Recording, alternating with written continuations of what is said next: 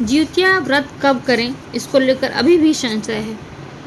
सप्तमी युक्त करें या अष्टमी युक्त करें, पारण किस दिन करें, आज शास्त्र से ये सारी बातें क्लियर करते हैं। और शास्त्र का संदर्भ मैंने कहाँ से लिया है? धर्म सिंधु से लिया है, भविष्य पुराण से लिया है, विष्णु धर्मोत्तर से लिया है और निर्णय सिंधु से भी लिया है। तो निर्णय 3 बातों पर टिका हुआ है। पहला है कि उदया तिथि की प्रधानता होनी चाहिए, जिस तिथि का सूर्योदय से स्पर्श हो वही व्रत के लिए ग्राह्य होती है। दूसरा है प्रदोष काल में उस तिथि का संयोग होना चाहिए। और तीसरा है अष्टमी में पारण निषिद्ध है, पारण नवमी में होना चाहिए। श्लोक है यहाँ पे, उदये चाष्टमी किंचित सकला नवमी भवेत सैवोपास्या वरस्त्रिभिः पूजये जीवत पुत्रिकाम। अर्थात जिस दिन सूर्योदय पर थोड़ी सी भी अष्टमी हो उसके बाद पूरा दिन नवमी भी रहे, उसी दिन जिउतिया का व्रत रखना चाहिए। उदय तिथि की प्रधानता सुनिश्चित होती है और पारण अगली नवमी में संभव होता है। अष्टमी में पारण निषिद्ध होने के कारण यही सुरक्षित व्रत का संयोजन है। धर्म सिंधु में प्रदोष व्यापिनी अष्टमी व्रत के लिए ग्राहणीय बताई गई है। यदि अष्टमी 2 दिन पड़े, पहले दिन ही प्रदोष में अष्टमी है और दूसरे दिन नहीं है, तो आप पहला दिन ले लीजिए जो जितिया का पूजन करते हैं। यदि केवल दूसरे दिन प्रदोष संयोग हो तो दूसरा दिन ले, यदि दोनों दिन प्रदोष काल में अष्टमी तिथि का संयोग हो तो दूसरा दिन ले, ताकि पारण नवमी में हो। पहला दिन यदि आप व्रत करते हैं जो कि सप्तमी से युक्त होता है तो आपको अष्टमी में पारण करना पड़ेगा, या फिर आपको व्रत 2 दिन करना पड़ेगा जो कि कठिन हो जाएगा। विष्णु धर्मोत्तर में अष्टमी व्रत की कसौटी प्रदोष काल संयोग मानी गई है। जिस दिन प्रदोष में अष्टमी हो वही व्रत के योग्य होती है।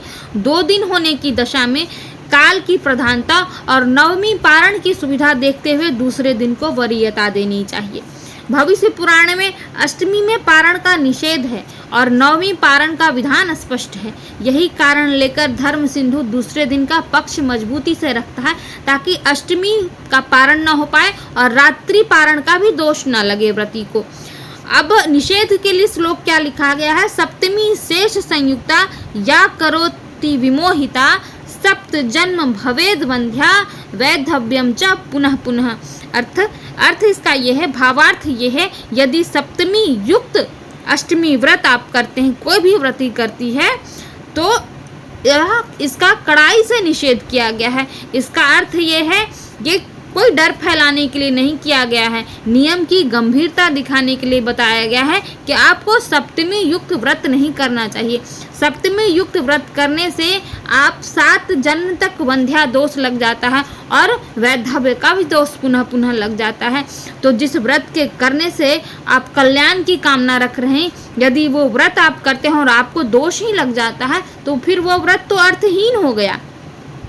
जिस संतान की कामना से, जिस संतान की शुभता की कामना से आप व्रत कर रहे हैं और वही आपको अगले 7 जन्मों तक बंध्या का दोष लग जाता है, वैधव्य का दोष लग जाता है, तो ऐसा व्रत किस काम का?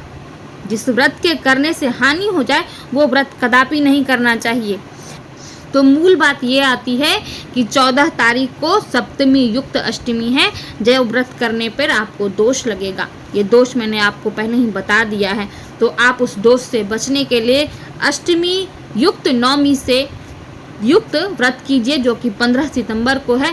पारण आपको प्रातः 16 तारीख को 5:56 तक कर लेना है। 5:56 तक नवमी है, उसमें आपको पारण कर लेना है। आपको व्रत का पूरा फल मिलेगा और संतान की कामना से किया गया व्रत पूरी तरह फलीभूत होगा। भ्रम और विवाद में मत पड़िए, शास्त्र का सहारा लीजिए, शास्त्रोक्त ज्ञान को मानिए, समझिए। अगर कोई बता रहा है तो यूं ही नहीं बता रहा। मैं सुबह से पुस्तकें पढ़ रही हूँ कि कहाँ से मुझे प्रमाण मिले, और जब मैंने प्रमाण एकत्रित किए तब मैंने ये वीडियो बनाया है। तो आप सब इस बात को समझिए। आप जिस शुभता के लिए व्रत कर रहे हैं उस शुभता के साथ व्रत आपको 15 तारीख को करना है और 16 तारीख को 5:56 से पहले व्रत का पारण कर लेना है। इति वीडियो अच्छा लगे तो चैनल को सब्सक्राइब कीजिएगा, लाइक और शेयर भी कर दीजिएगा इस वीडियो को, ताकि लोगों तक पहुँचे।